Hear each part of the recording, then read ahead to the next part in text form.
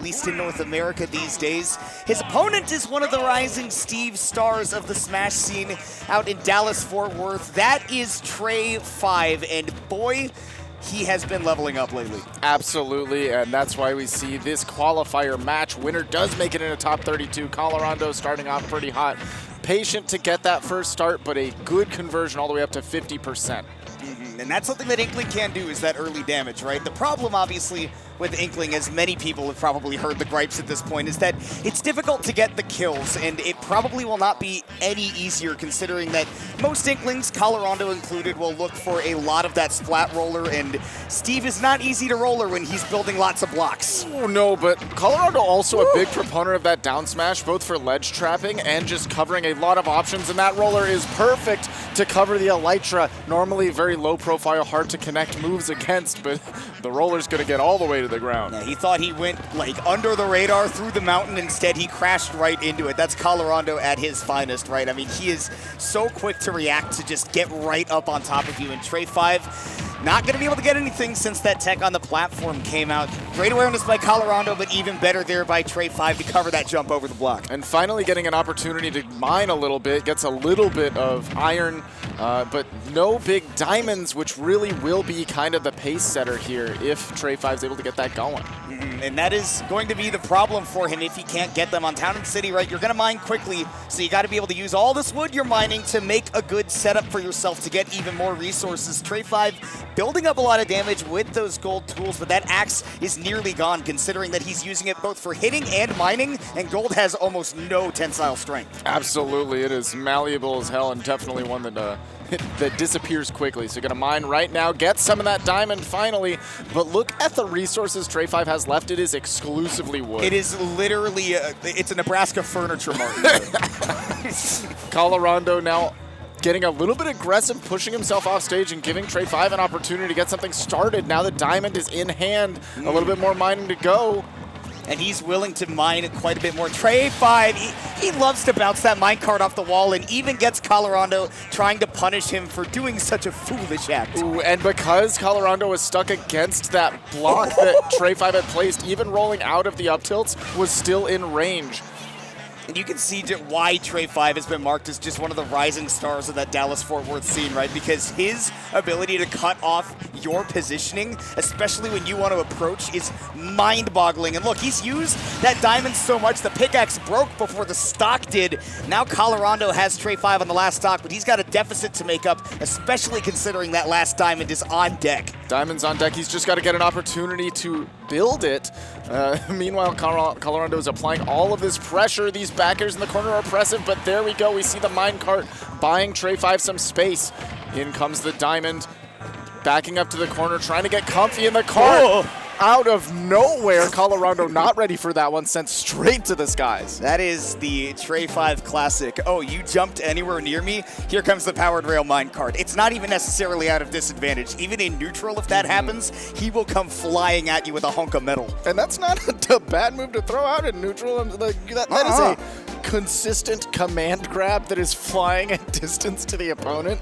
An insane, powerful tool you really have to respect at all times.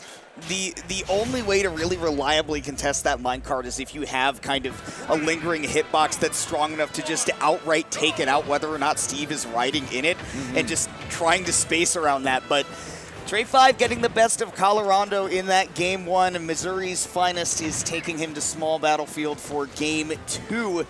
So interestingly, I mean, I guess trying to reduce the amount of space Trey5 can run around and mine with, right? Yeah, reducing some of that space, and also both of these platforms are really good height for Inkling combos. We almost saw a good extension because of that here, but very reminiscent of the Battlefield platforms, however, without all that high ceiling mess that you always got to deal with. Now, speaking of a mess, oh that's a mess. He was ready, and he cleaned up the stock, too. Yeah, absolutely. Cleaning stuff up and getting into the next one pretty quickly. Already applying pressure off stage. Great reversal by Colorondo. Again, pulling out the down smash. Whoa. I said it before. Big proponent of using that in ledge trapping, but going all the way out for the forward air. That is the most lazily designed Minecraft skin ever. Somebody just selected pink in Microsoft Paint and just painted the whole file. They used the paint bucket in Microsoft Paint. Phil. Oh! And Trey 5 getting that Anvil 2 to close out the stock, going up 3 stocks to 1. Colorondo finally getting the berry he needed. Down smash is certainly enough to do it. So it's a clean full stock lead for Trey 5, but not a whole lot of big resources behind him at the moment. No, but he really didn't need any resources to get himself here. Still does have opportunity to mine, using that minecart to push Colorondo back, but now it's his turn to start, and now getting a little bit of extension off that platform. So the guts it takes from Colorondo to say, yeah, I know that you want to drop that Anvil, but I'm going to get up there before you can toss it out. I have the frames and you don't. Absolutely. I would not be brave enough. No, it is always terrifying to challenge the Anvil. That's why it does a ton of damage, sends the opponent flying. Watch out. And there we see almost KOing with the Anvil here from center stage. Another one comes through, but the forward air first. The forward air actually clanked with the Anvil. It is strong enough to do that. And that's one of those moves that I foresee being really good against the minecart as well. And now Trey 5 forced to use the Elytra for the recovery, but Colorondo didn't cover high. So now he's going to get that time to mine. Just that one iron might be all he needs. Up smash not getting the scoop. Hitbox doesn't do enough damage to take out the stock. We see a dash attack. Colorondo really fiending to end this one. But Trey 5 looking for some mining, wants to get a big boost. Maybe a little bit of diamond here. Better late than never. Colorondo's sticking to the ground too because he saw Trey 5 in the air and has started to recognize, right, okay, that minecart really is the beast that everybody says it is. Again, Trey 5 recovering high to the platform using the very low end leg of Elytra. Now has a little bit of iron on the last stock.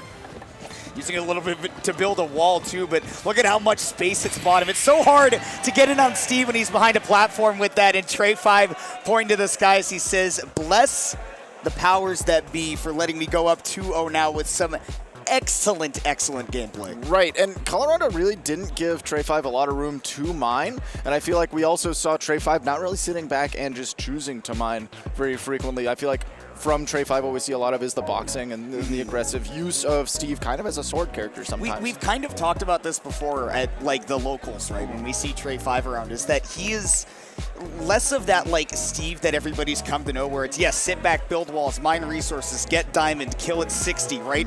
Trey 5 plays Steve in a very traditional Smash way as much as you can with Steve. Right, still building some walls and still playing with minecarts and having a good time. But we didn't see diamond be a factor once in that second game, and we still saw it go Trey's way.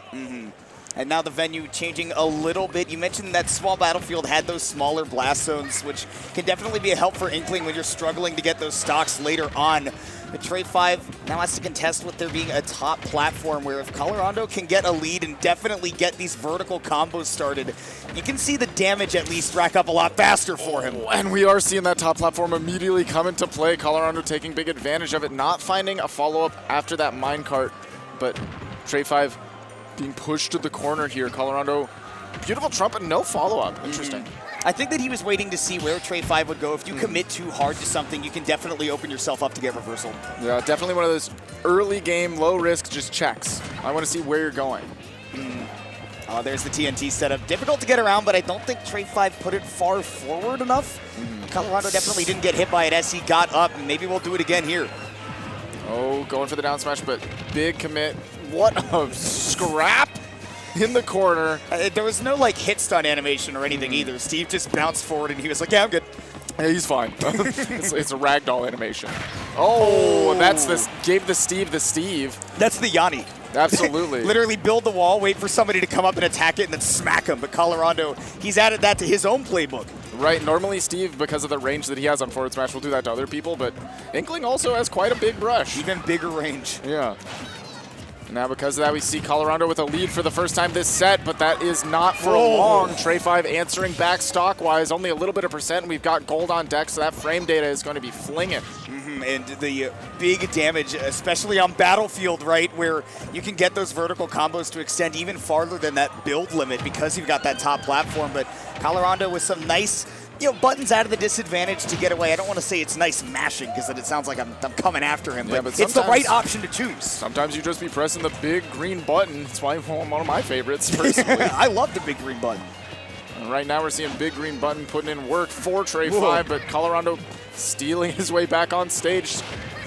Oh, what a dodge for Trey 5. You're kidding me. Up tilt to back air at not that high a percent. I mean, those were gold tools. Those are gold tools, and now we see the diamond on deck. Colorondo already on life support right now. this was his game for a solid minute or two, and all of a sudden Trey 5 got plenty of resources, and it's footstool downer. How else could it end